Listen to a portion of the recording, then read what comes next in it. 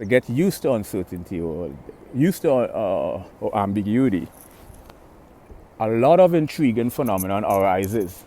Creative phenomena arises when you take two polarity, two unrelated items side by side, and you have to merge them and create a single element.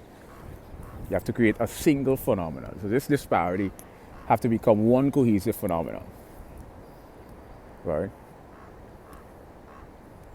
And that is the highest, I call it the highest, one of the highest abstract attainment.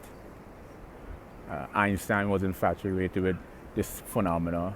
Tesla, all of the great, and you see it exemplified in their artwork. Salvador Dali, Subconscious and Dreams. They understand they understand that a great phenomenon arises out of merging incongruity, incompatibility. You have to find things that are incompatible, bring them together, and find something they share in common.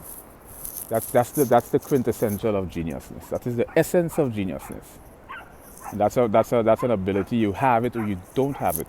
You cannot learn that phenomenon. You're biologically predisposed to that phenomenon.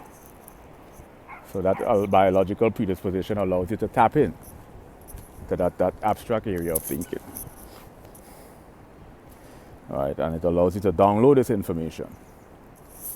How you download